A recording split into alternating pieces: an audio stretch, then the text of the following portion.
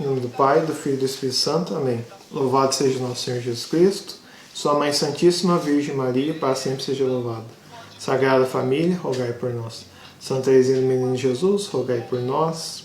São Geraldo, rogai por nós. Nossa Senhora de Fátima, rogai por nós. A imagem dos santos que estão no céu intercedendo por nós. Aqui é um lembrete deles que estão vivos diante do Senhor, em alma, né? E um dia ressuscitarão em corpo e alma também, né? No dia final, né?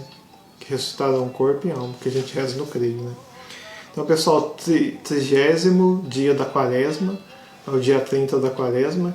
Então, hoje nós vamos rezar o Êxodo, capítulo 30. Então, só baixar aqui um pouco. E vamos começar hoje, né, entregando essa oração, esse dia ao Espírito Santo, né, que ele conduza as nossas ações, os nossos pensamentos e os nossos sentimentos.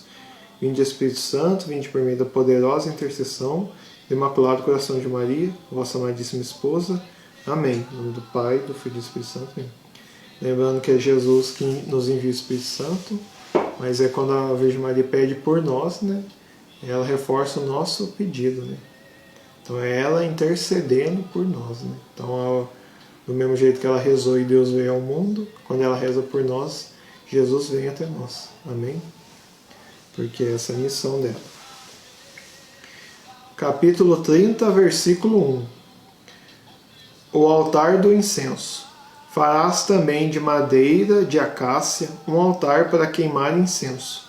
Lembrando que é Deus falando com Moisés, Deus Pai falando com Moisés, mas Santíssima Trindade, né, que é um só Deus, falando com Moisés tudo que ele deveria fazer no templo. Agora Deus está instruindo como deve fazer o altar do incenso.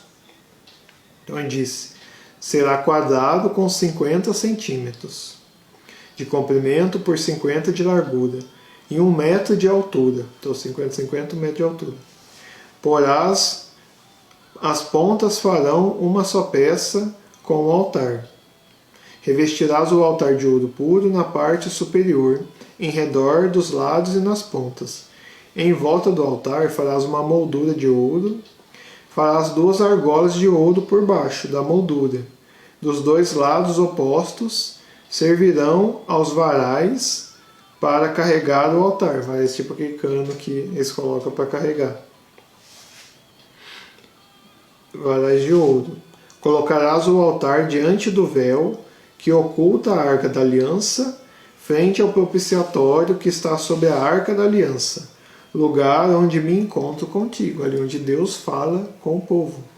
Por isso que a arca da aliança é sagrada, onde Deus vem com a sua glória para falar pessoalmente com Moisés. Versículo 7. Sobre ele Arão queimará incenso aromático todas as manhãs, ao preparar as lâmpadas, e ao pôr do sol, quando as acender, assim será queimado o incenso diante do Senhor perpetuamente. Então é todos os dias. Então o sacerdote ele se entrega a Deus todos os dias, como escravo do Senhor, não como um servo que quer receber um salário e quando achou ruim vai embora. Não, ele é escravo do Senhor. Do mesmo jeito que a Virgem Maria disse, eis aqui é escravo do Senhor. Aí, ó. Assim será queimado o incenso do Senhor perpetuamente por todas as gerações. Então é para sempre, por todas as gerações. Sobre este altar não oferecereis nenhum incenso profano, nem holocaustos, nem oferendas, nem derramareis nenhuma libação. Então nesse altar que o Arão faz isso, não é o altar dos holocaustos. O altar dos holocaustos é outro altar. Esse aqui é só dessas coisas santas. Uma vez por ano, Arão fará expiação sobre as pontas do altar, fará expiação anual, com o sangue da vítima de expiação pelo pecado, que é do outro animal que a gente já viu nos dias anteriores, de expiação pelo pecado, por todas as gerações, será um lugar especialmente consagrado ao Senhor. Então essa parte onde ele está falando no altar do incenso, é só o lugar com Deus e os sacerdotes têm acesso. o povo não pode entrar aqui e fazer como se fosse sacerdote, que é um lugar especial consagrado ao Senhor. Certo? Porque Deus separou os consagrados diante da sua glória. Né? Então isso não tem nada a ver com o cargo de ser maior ou de menor. Tem a ver com vocação, que Deus chamou você para fazer. Então o que Deus chamou você para fazer é o melhor.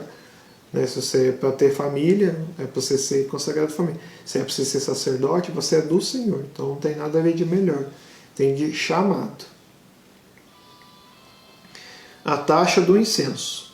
O Senhor falou a Moisés nestes termos: quando fizeres a contagem dos israelitas para o incenso, cada um oferecerá ao Senhor um resgate por sua vida, para que ao serem receados não os atinja alguma peste. Cada um que passar pelo censo dará 5 gramas de prata, segundo o peso padrão do santuário. Estes 5 gramas serão, pois, o tributo dado ao Senhor. Quem passar pelo receamento com mais de 20 anos pagará o tributo ao Senhor. O rico não dará mais, nem o pobre menos, do que 5 gramas ao pagar o tributo ao Senhor, como resgate de vossas vidas. O dinheiro deste resgate que receberes do filho de Israel aplicarás no serviço da tenda da reunião. Servirá para israelitas como lembrança diante do Senhor do resgate de vossas vidas. Uma parte chama atenção aqui, né? Deus fala assim: o rico não vai pagar mais, nem o pobre pagar menos. Porque isso aqui não é questão de pagamento por classe, é pagamento por vida. Então, pela vida salva, né? E para a proteção, cada um pagará esses 5 gramas, pagar tributo ao Senhor pelas suas vidas. Então, né, não é que Deus está cobrando, né? Mas está falando assim que é para ajudar o Araão e todos a celebrar, e é uma oferta dada a Deus. Então cada um paga assim por sua vida para lembrar que ele foi salvo. Então é esse dinheiro que dá. Então não é questão de social, é questão pela vida. O que é pobre não vai pagar menos, nem o que é rico vai pagar mais. As pessoas vão pagar o mesmo porque taxa do incenso por sua vida. Entendeu? Porque Deus, lembrando que é Deus que dá o nosso sustento. Então esse é um devolver e oferta de Deus, entendeu? Porque Deus providencia tudo. Providencia para a gente trabalhar. A bacia. O Senhor falou a Moisés dizendo: farás uma bacia de bronze com suporte de bronze para as abluções. Colocarás a bacia entre a tenda da reunião e o altar. E a encherás de água. Com ela, Araão e os filhos se lavarão as mãos e os pés. Ao entrarem na tenda da reunião, eles deverão se lavar com esta água para não morrerem. Igualmente, ao se aproximarem do altar para as funções e ao queimarem um sacrifício pelo fogo ao Senhor, deverão lavar as mãos e pés para não morrerem. Este será um decreto perpétuo para Arão e sua descendência por todas as gerações. Lembrando que isso aqui é naquele tempo antigo, onde o povo ainda não tinha lei, o povo era assim, um povo sem lei, se matava, né? Era o começo da criação. Então Deus, aquele tempo que o povo entendia era quem relasse no que era sagrado, quem visse Deus, ele morria porque ele fez uma desobediência a Deus. Então ele foi um lugar que não deveria. Então, do mesmo jeito da praga, as pestes do Egito, Deus fez esses prodígios para mostrar que ele era Deus, que ele tem poder sobre a natureza, que ele é mais poderoso que isso, que ele pode fazer o que ele quiser. Então ele está aqui educando o povo a andar no caminho de Deus. Falou, e esse começo aqui das leis, Deus está direcionando o povo para ter uma vivência. Então você paga o dízimo pelo resgate da sua vida para você lembrar que você foi salvo, né? Você não toque em lugar sagrado, porque é onde Deus está. Então, quem tocar nessa coisa sagrada, porque foi avisado, morrerá. Então, tem toda uma coisa sagrada para tocar em Deus, porque Deus, ele é sagrado. Então, com Deus assim não se zomba, com Deus não se brinca, né? Está lá em Romanos, acho que é Romanos ou Colossenses, ou Coríntios. Deus, ele é Deus, ele é puro, perfeito. Então a gente não pode chegar mancha, brincando, como se Deus fosse nosso coleguinha de jardim de infância e falar do jeito que você quiser. Não, Deus é nosso Deus. Então, por isso, ó, se lavar as mãos diante de Deus, só o sacerdote respeitar as ordens de Deus, porque é isso que Deus faz, que é Ele que nos deu a vida. Então, Ele que tem um manual de instrução de como a gente deve viver.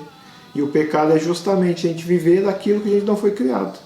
Isso é o pecado. Então, se a gente amasse, a gente ia querer viver nas mãos de Deus. Mas como a gente não quer o amor, quer ser infeliz, muitas vezes a gente acha que o pecado é a solução. Aí quando arde, quando dói, né, aí quer voltar para Deus. Então, Deus é amoroso, escuta as nossas orações e agora está direcionando o povo de volta. Então, falando assim, até o sacerdote tem que se purificar para fazer os trabalhos sagrados. Aqui, ó. Ao entrar na tenda da reunião, eles deverão lavar as mãos com esta água para não morrerem. Igualmente, ao se aproximar do altar para as funções e ao queimarem um sacrifício pelo fogo ao Senhor. E é para lembrar que Deus abriu o mar no meio. Então, para Deus, nada é impossível. Então, falar, será que vai morrer mesmo? Né?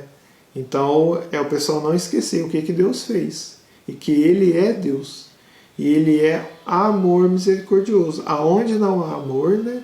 Que aí existe a morte, essas coisas. Então, essas coisas de morte é quando não se vive com amor, com respeito a Deus, que é o amor verdadeiro. Amém? Então, se não fosse Deus nessa situação, o mundo já tinha sido destruído, perdido. E nem tinha sido criado. Então, continuando aqui, ó. Igualmente, ao se aproximar do altar para as funções e ao queimarem um sacrifício pelo fogo ao Senhor. Aqui a gente fala de Deus, Deus pode, Deus não pode, Deus mata. A gente tem que lembrar que Deus deu a vida por nós. Se não fosse isso, nós estávamos perdidos, condenados ao inferno eterno. E aí Jesus vem nos salvar. Então, esse é Deus que dá a própria vida para nos salvar. E Ele ressuscita, porque nem a morte pode conter Ele. Então, quando pensar que essas leis são muito pesadas, lembra do que é o castigo dos pecadores, né? Que o pecado é renúncia de Deus. Então, viver sem Deus, imagina o que é o inferno. E o inferno existe, e o inferno foi feito, foi criado, né? Não foi Deus que criou, mas surgiu para Satanás. Então, aqueles que se rebelam contra Deus, como Satanás, lá é a condenação eterna, certo? Então, Deus não criou ninguém para o inferno. As pessoas que escolheram ir para lá. Amém? Então lembra, da cruz, quando essas leis ficarem muito pesadas, Deus só manda, Deus não deixa ninguém chegar nele. Então é igual o pai que fala, você não vai jogar bola hoje, porque o pai não quer. Então o pai é chato, o pai é isso. Então a gente tem que parar de viver como criança. Deus não deixa fazer isso, não sei o quê. O pai sabe que é melhor para o filho. Ele educa. E a gente, quando é criança, sofre, mas quando fica adulto, agradece. Fala, nossa, né, obrigado, Deus, que meu pai me ensinou, minha mãe me educou. Senão eu tinha sido um perdido hoje, né? Uma criança chata, um adulto reclamão, né? Um adulto resmungão, um adulto que não sabe esperar. Então, lembrar disso. Aí, ó. Deverão lavar as mãos e pés para não morrerem. Este será um decreto perpétuo para Araão e sua descendência por todas as gerações. Óleo da unção e o incenso. O Senhor falou a Moisés dizendo: pega aromas de primeira qualidade, 5 kg de mirra virgem, 2,5 kg de cinamomo aromático, 2,5 kg de cana aromática, 5 kg de cássia, segundo o peso do santuário, e 9 litros de azeite de olivas. Farás disto um óleo para a unção sagrada. Então misturar tudo. Uma mistura de especiarias preparada segundo a arte da perfumaria. Serás estes o óleo para a unção sagrada. Ungirás a tenda da reunião, a arca da aliança, a mesa com todos os apetrechos, o candelabro com os utensílios, o altar do incenso, o altar dos holocaustos com utensílios, bem como a bacia com suporte, assim consagrarás e serão santíssimos. Tudo que os tocar será santo. Aí você vê, ó, esse óleo que Deus mandou fazer desse jeito, e considerei até a bênção de Deus, tudo que ele ungiu ficou sagrado. Então, eu falo desse exemplo, mas eu remeto os exemplos de hoje. O cálice sagrado da Santa Missa, que tem o sangue de Cristo, aquilo a gente não pode pegar de qualquer jeito. E nem é só quem é consagrado, assim, os ministros, ordenado, pessoa que pode, porque é uma coisa santa. Então, depois que passou aqui os olhos, ungiu, aquilo se tornou santíssimo. Tudo que os tocar será santo. Então, a gente que assim, não briga com coisa sagrada, gente, com ornamentos sagrados, porque fere a nossa alma e fere a Deus também, é sacrilégio, mexer com coisa sagrada e de qualquer jeito, é profanação e sacrilégio. E fala assim, ungirás também Arão e os filhos consagrando-os para me servirem como sacerdotes. Assim falarás aos israelitas: esse será para mim o óleo da unção sagrada por todas as gerações. Ele não será derramado sobre o corpo de nenhuma pessoa, nem fareis outro parecido da mesma composição. É coisa sagrada. E devereis considerá-lo como tal. Quem fizer outra mistura semelhante ou usá-lo sob um leigo, será eliminado do meio do povo. Aqui é tipo uma excomunhão. Quem vê essa coisa sagrada que Deus falou para não fazer igual e não usar quem fazer uma coisa, você é expulso no meio do povo de Deus. Porque você ouviu, você não obedeceu, quis fazer. Então, você pode fazer a mesma mistura, mas não vai ter lá o mesmo efeito sagrado, mas Deus falou para não fazer. Assim, quem fizer vai ser expulso do meio do povo de Deus. Então, o povo que foi salvo do faraó, daquele castigo, é esse povo. Aí você vai ser retirado desse povo, qual Deus é o próprio Deus. Então, não brincar mais uma vez com as coisas sagradas. Aí, o Senhor disse a Moisés: arranja essências aromáticas, resina, âmbar, galbano, substâncias aromáticas e incenso puro, em partes iguais. Prepararás um incenso perfumado, composto segundo a arte da perfumaria, bem dosado, puro e santo. Parte dele reduzirás a pó, a fim de pôr diante da arca da aliança, na tenda da reunião, onde me encontrarei contigo. Haveis de considerá-lo como algo de santo e consagrado. Não deveis fazer para vós outro incenso da mesma composição. Deverás considerá-lo como consagrado ao Senhor. Então, consagrado ao Senhor que é de Deus. Isso quer dizer consagrado. O padre consagrado a Deus, ele é de Deus.